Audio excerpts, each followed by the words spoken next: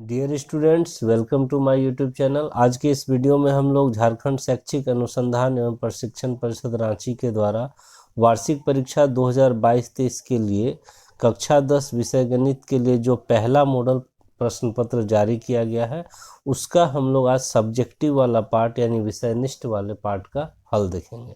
तो इसमें आप लोग आज सब्जेक्टिव पार्ट का सेक्शन ए में जितने प्रश्न हैं सभी को हल करेंगे।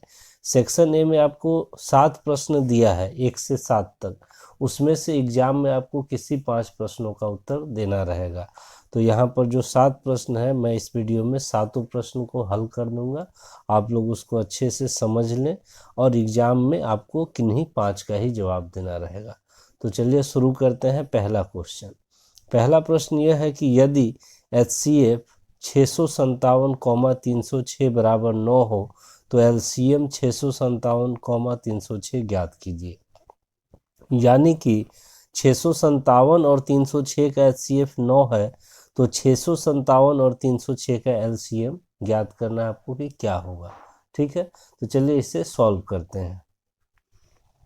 तो देखिए, एक नियम हम जानते हैं कि यदि दो संख्या आपको दिया है तो दोनों संख्याओं का गुणनफल उसके HCF और LCM के गुणनफल के बराबर होता है। ये नियम आप लोग जानते होंगे।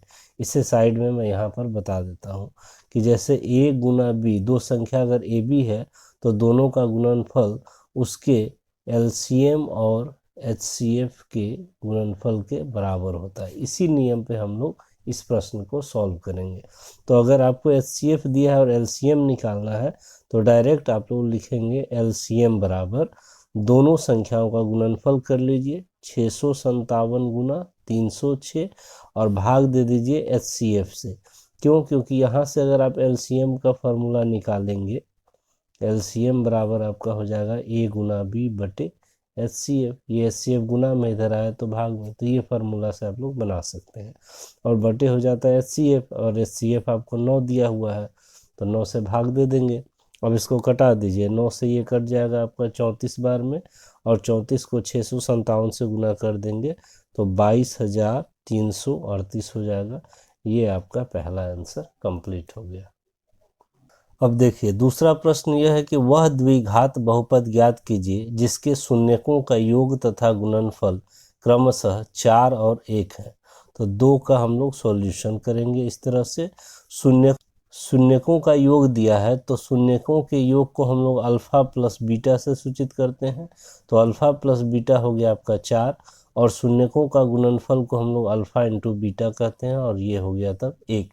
तब द्विघात बहुपद निकालने का सूत्र होता है आपका द्विघात बहुपद बराबर सूत्र होता है एक्स स्क्वायर माइनस शून्यकों का योग इंटू एक्स प्लस शून्यकों का गुणनफल। इस पे रख देंगे, आपका आंसर आ जाएगा एक्स स्क्वायर माइनस शून्यकों का योग आपको 4 दिया है तो 4x प्लस शून्यकों का गुणनफल 1 दिया है तो 1 रख दिए तो x square minus 4x plus 1, यही आपका आंसर हो गया।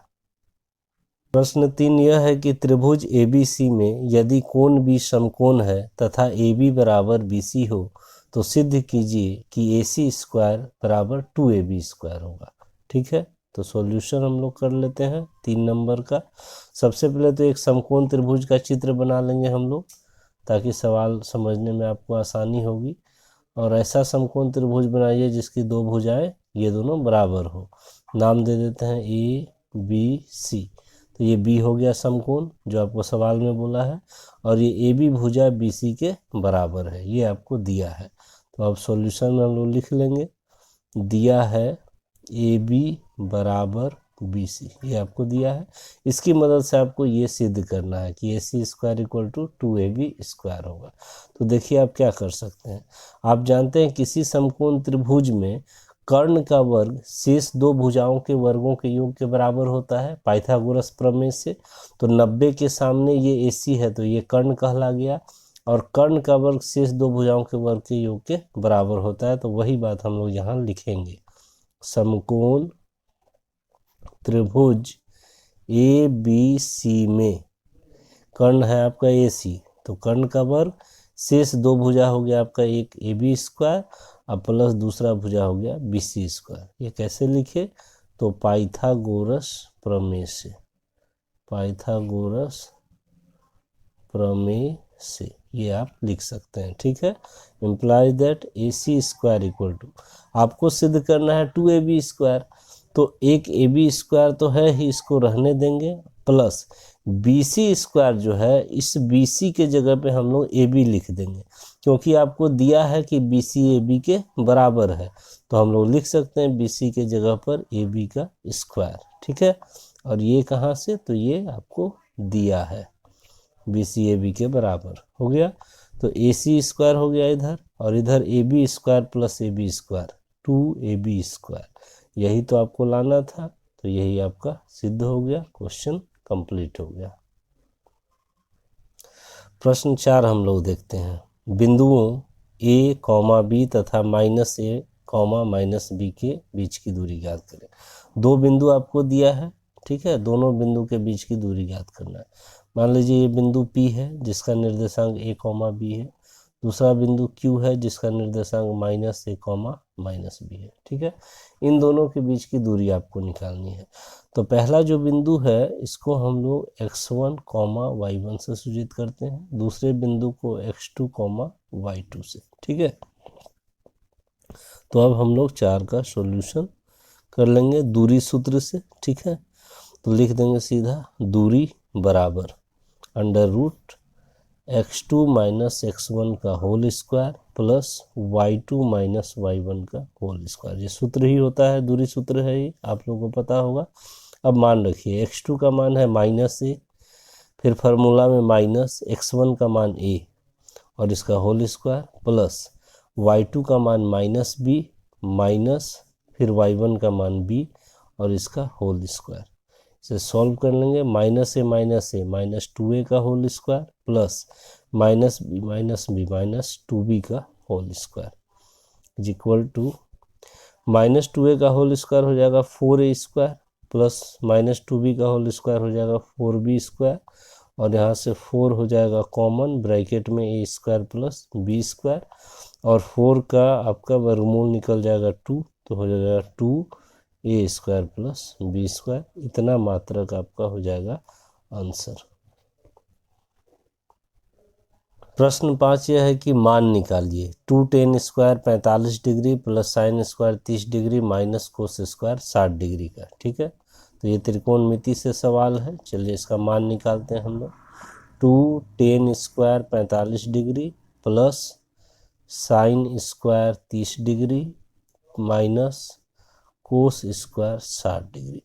तो इसका मान आप लोग टेबल से जानते होंगे, tan 45 sin 30 और कोस 60 का, बस टेबल से आपको यहाँ पर मान रख देना है और हल कर देना, आपका उत्तर आ जाएगा। तो 2 गुना tan 45 का मान होता है 1, तो tan स्क्वायर 45 है तो यहाँ 1 का स्क्वायर हो जाएगा, प्लस sin 30 डिग्री का मान होता है 1/2, तो यहाँ sin स्क्वायर 30 डिग्री है तो 1/2 का स्क्वायर हो जाएगा, फिर माइनस कोस 60 डिग्री का मान भी होता है 1/2, तो कोस स्क्वायर 60 डिग्री है तो 1/2 का स्क्वायर हो जाएगा। ठीक है, तो 2 गुना 1 का स्क्वायर, देखिए 1 का स्क्वायर तो 1 ही होता है, और 2 गुना 1 2 हो गया, प्लस अब देखिए 1/2 का होल स्क्वायर हो गया आपका 1/4 माइनस 1/2 का होल स्क्वायर 1/4, 1/4 प्लस में माइनस में कैंसिल हो गया, तो बच गया 2, यही आपका आंसर हो गया। प्रश्न 6 यह है कि सिद्ध करें कि बाह्य बिंदु से वृत्त पर खींची गई स्पर्श रेखाओं की लंबाई बराबर होती है। एक वृत्त पर बाह्य बिंदु यानी एक वृत्त पर किसी बाहरी बिंदु से अगर हम स्पर्श रेखा खींचते हैं तो उनकी लंबाई आपस में बराबर होती है, इसे ही सिद्ध करना है। चलिए सबसे पहले इसको फिगर से आप लोग समझिए, एक फिगर बना लेते हैं हम लोग। यह हो गया आपका एक वृत्त, ठीक है, वृत्त के बाहर में कोई बिंदु, जैसे यहाँ पर हम लोग P ले लेते हैं, तो यहाँ से एक स्पर्श रेखा खींच सकते हैं वृत्त पर, फिर एक दूसरी स्पर्श रेखा भी इस तरह से इधर खींच सकते हैं। तो एक स्पर्श रेखा हो गया आपका PQ और दूसरा स्पर्श रेखा हो गया आपका पी आर। तो ये पी क्यू और पी आर की लंबाई आपस में बराबर होती है, इसे ही आपको सिद्ध करना है। ठीक है, किसी भी प्रमेय को सिद्ध करने के लिए सबसे पहले हम लोग प्रोसेस में चलते हैं। दिया है, लिख लेते हैं क्या क्या दिया है।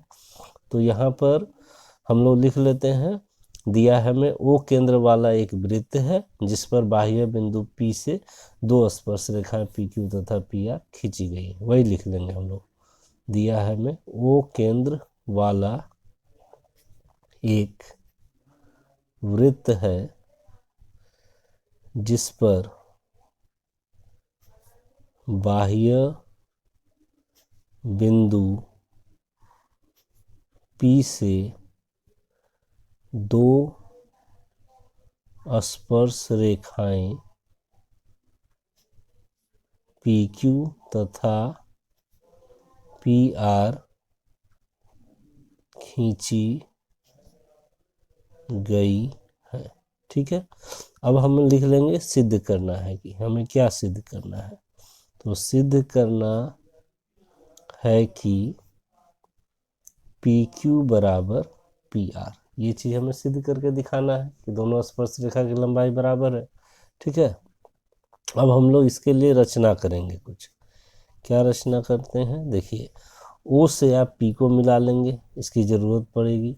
O से Q को भी मिला लेंगे और O से R को भी मिला लेंगे। लिख लेते हैं O से P Q तथा R को मिलाया। ठीक है, ये मिला लिए।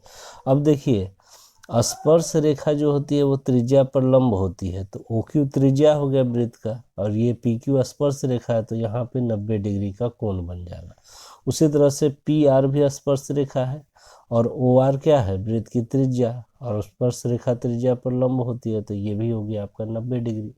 तो इस तरह से अब आपको दो त्रिभुज दिखने लगा होगा और समकोण त्रिभुज हो गया दोनों, OPQ OPR दोनों समकोण त्रिभुज है।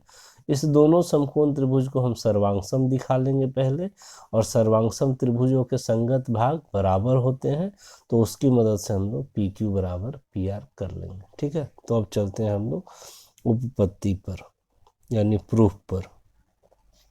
उपपत्ति तो हम लोग लिख लेंगे समकोण त्रिभुज OPQ तथा OPR में, ठीक है, क्या क्या बराबर है। अब देखिए सबसे पहले तो लिख लेंगे हम लोग कोण Q बराबर कोण R, क्योंकि प्रत्येक क्या है 90 डिग्री है, तो बराबर ही हो जाएगा आपस में। ठीक है, कोण Q बराबर कोण R। अब हम लोग लिख सकते हैं OP बराबर OP। OP इस त्रिभुज की भी भुजा है, OP इस त्रिभुज की भी भुजा है, और OP दोनों का कर्ण है। इस त्रिभुज का भी कर्ण है, 90 के सामने है तो, और इस त्रिभुज का भी कर्ण है क्योंकि 90 के सामने है, तो ये दोनों का कर्ण है। ठीक है, ये दोनों बराबर है और दोनों यहाँ कारण में लिख देंगे कि उभयनिष्ठ है, इसीलिए हम लोग बराबर कर दिए। और तीसरा हम लोग लिख सकते हैं OQ बराबर OR, क्योंकि OQ भी वृत्त की त्रिज्या है, OR भी वृत्त की त्रिज्या है, और वृत्त की त्रिज्याएं आपस में बराबर होती हैं, तो OQ बराबर OR। तो इस तरह से हम लोग देखें कि 90 डिग्री कर्ण और एक भुजा, यहाँ पर लिख देंगे साइड में वृत्त की त्रिज्याएं, वृत्त की त्रिज्याएं हैं, इसीलिए ये आपस में बराबर है। तो इस तरह से अब हम लोग देख रहे हैं कि समकोण त्रिभुज में ये आपका एक कोण बराबर हो ही गया राइट एंगल, ये हो गया आपका कर्ण हाइपोटेन्यूस, और ये एक भुजा, तो RHS नियम से दोनों त्रिभुज आपका सर्वांगसम हो गया। तो लिख लेंगे हम लोग कि RHS सर्वांग समता नियम से त्रिभुज OPQ सर्वांगसम त्रिभुज OPR हो गया। तो अब दोनों त्रिभुज सर्वांगसम हो गया, तो हम लोग दोनों का संगत भाग क्या कर सकते हैं, बराबर कर सकते हैं। तो इसका आप भाग ले लीजिए PQ और इसका तो भाग एक ले लीजिए भुजा PR, तो हम लोग लिख देंगे अतः PQ बराबर PR, और यहाँ ब्रैकेट में CP CT से, और ये आपका हो गया सिद्ध।